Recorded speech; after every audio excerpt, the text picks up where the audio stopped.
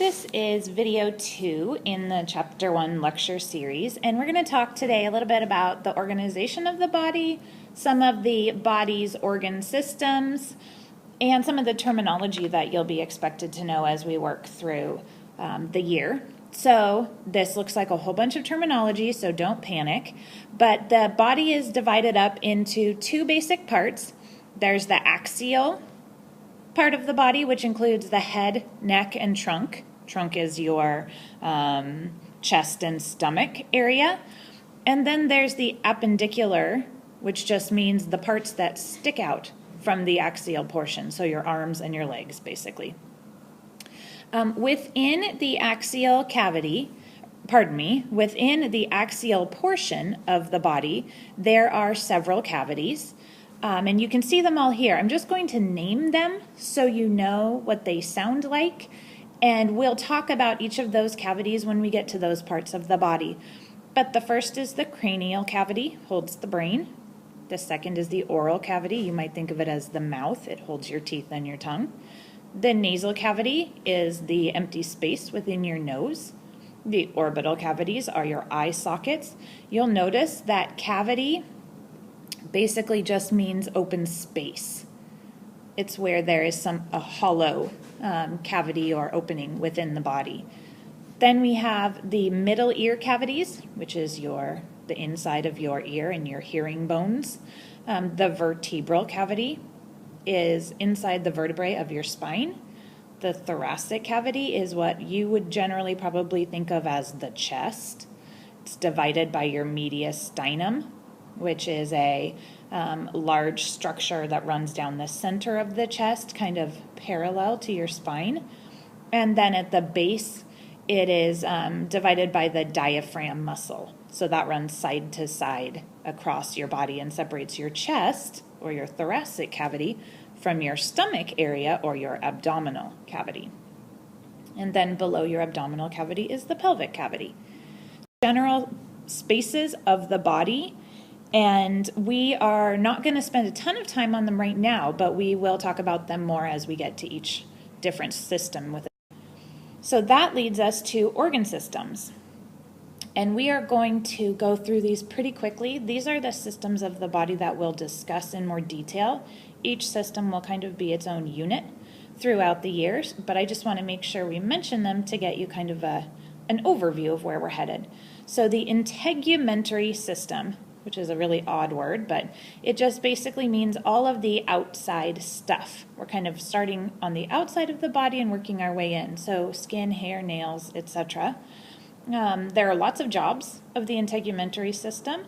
They include protection, primarily, making sure that what is on the outside stays out and what's on the inside stays in. They help to maintain your body temperature. They help to give your brain info or information about what's happening around you.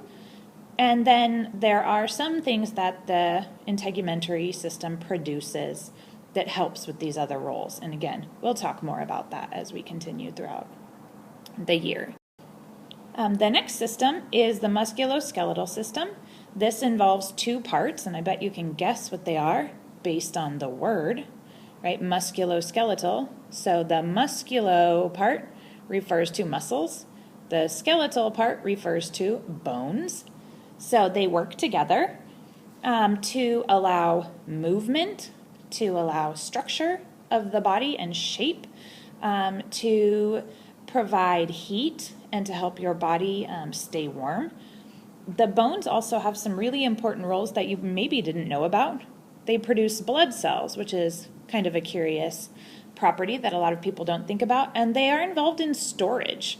Your mom tells you drink your milk because it's good for your bones, and she's right.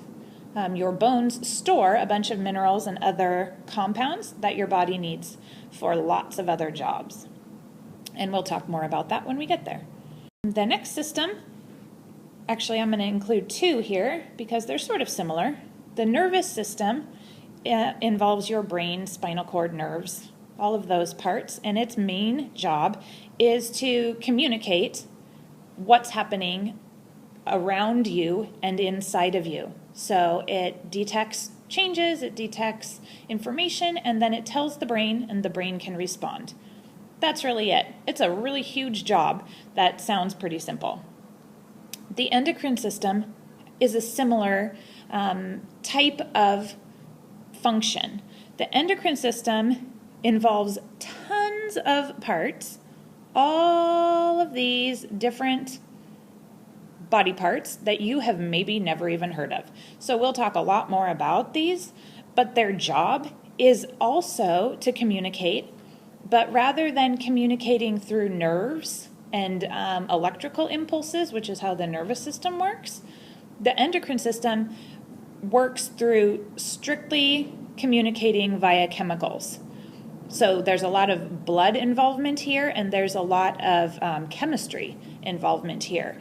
And the part of the endocrine system you might be familiar with is the word hormones. Hormones are basically just enormous chemicals that travel around in the body to tell different body parts to do certain things. So that's a pretty complex system. We may or may not get to it, but it's important that you know that it's there. The next two I kept together because they have really similar jobs as well, and that job is transportation. So these two systems are involved in the movement of something. So the cardiovascular system, cardio means heart, vascular just means pipes or plumbing. So here's my idea of a faucet, right? Sure, I'm clearly not an artist. So the cardiovascular system is your heart and all of the pipes that carry blood around, veins, arteries, capillaries. The job of that system is to transport things, to move substances from one place to another through the blood. The lymphatic system has a very, very similar job.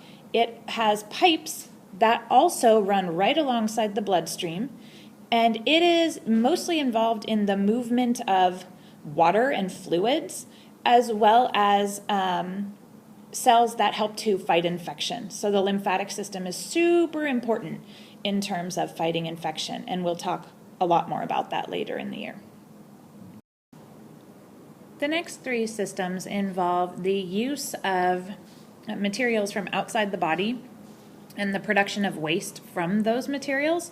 So the first the first system is the digestive system. There are a huge number of organs involved here, a lot of which you are already familiar with: mouth, tongue, stomach, intestines, etc.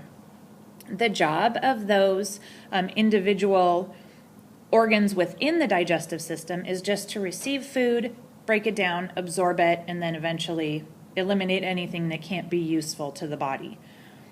Some of those wastes are eliminated with the help of the urinary system. So this system involves kidneys, the bladder, several other organs that we will hopefully talk more about if we get there. But the main purpose is to remove waste in the form of liquid. So to help maintain water balance, to help maintain salt, and to get rid of any extra of either one of those things that might exist. The last organ that goes with that kind of theme is the respiratory system. So this is your lungs and all of the tubing that connects the outside of your body to the lungs themselves. The job there, as you might expect, is to move air in and out. We take oxygen out of the air for use in our body, and then the waste product that we produce is carbon dioxide, so that gets breathed back out. So there's a lovely picture of your lungs there. Okay, so we're getting down to the final systems here, and the reproductive system is one that I bet you have some inclination about. There are a huge number of organs, many of which you have probably never heard of, particularly those that are found in the opposite gender. So you can see the huge range of male reproductive organs and female reproductive organs. The whole purpose of the reproductive system, it is very brief, is to make the cells to make new babies. That's really it. And I doubt we will get to the reproductive system this year, but that's basically what you need to know about it. And then finally, we get to terminology of anatomy and the way that bodies are positioned. So you have in your book activities that we've been doing lately. There are a bunch of pictures of a human. So let's say, here's this human, and in standard anatomical position, they are standing with their arms somewhat extended out to the side. And then we have all of these terms to explain their body position. And when we explain position, we usually use the word relative because we are talking about a body part in relation to another body part. So where is it located in reference to another part? So superior and inferior are opposites of one another. Superior is toward the head, inferior toward the feet. I kind of have these grouped for you. Anterior and posterior are opposites of one another. Anterior is toward the front. Posterior is toward the back. Sometimes you'll hear people refer to their butt as their posterior, which is technically true. The butt is on the back side of the body. Opposites in terms of side to side are medial and lateral. Medial means the midline, so think of med, this root, as medium or in the middle. Lateral, for all you football players out there, right? A lateral pass is one that is thrown to the side rather than downfield. So lateral means toward the side of the body. These couple of terms you won't use very often, but it's useful to know them. So bilateral means that you are referring to a structure that happens on both sides of the body. Bi means two, like bicycle, two wheels. Bilateral, two sides. So this would be like you have two arms, one on the left, one on the right. Ipsilateral refers to structures on the same side of the body, so left arm, left leg. And contralateral would refer to any structure on opposite sides of the body. So this might be, for instance, your heart is on the left side of your body, but your liver is on the right side of your body. So the heart is contralateral to the liver. Sort of a weird comparison, but accurate nonetheless. The next two opposites are proximal and distal. Proximal means closer to the body itself.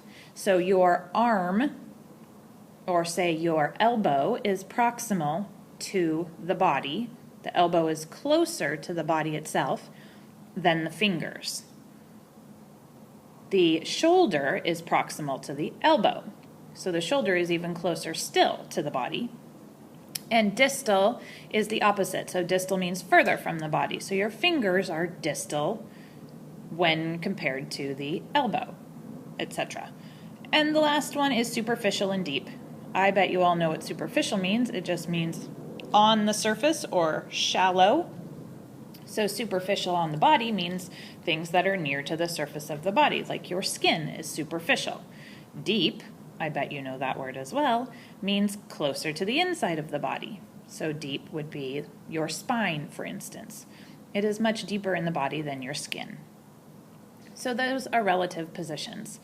The section of your book talks about body sections, and this is when we chop something into parts. So let's make our little dude here. Clearly not an artist, but that's fine. So a sagittal plane or a sagittal view is when you divide the body into left and right halves. Sometimes you will also hear that called mid-sagittal or the median plane, but sagittal is really the right term. If you were to chop the body into left and right parts that were not equal, say you did a chop like this, right? We still have a left and a right side. That's not supposed to be a G, it's just supposed to show different sides. Then you would still have a sagittal cut, but it wouldn't be an equal cut. It would be called parasagittal. One side is bigger than the other. The transverse cut, let me find another color here. We'll go with blue. The transverse cut would go through the middle of the body and divide top, right? Top from bottom, or inferior from superior. And then the coronal cut is going to be pretty difficult actually with the picture that I've drawn here. So let's see if we can do a person facing sideways. Holy cow, this is really going to tax my artistic abilities, right? That's a mouth. It sort of looks like a chicken or a duck, but that's fine. We're going to pretend it's a human. So there's one arm, and there's their other arm, and there's their legs. Let's say they're walking. Holy cow, worst human picture ever, but that's just fine. You will manage, I'm certain. So if we were to cut this dude, and again, let me find a new color for you. If we were to cut this dude like this, so we would have an anterior portion and a posterior portion. That would be called a coronal cut. Coronal refers to the crown, interestingly enough, and in Greek and Latin, the crown is always the head. So this is a cut that basically chops through the head. So there you go. There's your body positioning info, your body planes. And then the last thing we're going to talk about really briefly on the last 2 pages of the chapter, pages 16 and 17, there are a huge list of terms. And we're going to use a bunch of them as we go throughout the year, but we're not going to use all of them. You, for this unit, really need to refer to the terms from lab number 1. You did a labeling activity with the body facing forwards and facing backwards. The terms there are the ones you need to know for the Unit 1 test, and the rest we will deal with as they come up. So for tomorrow's discussion, please bring in 3 questions for us to talk about as a class. You can go ahead and write a summary at this point, and I will see you soon. Thanks.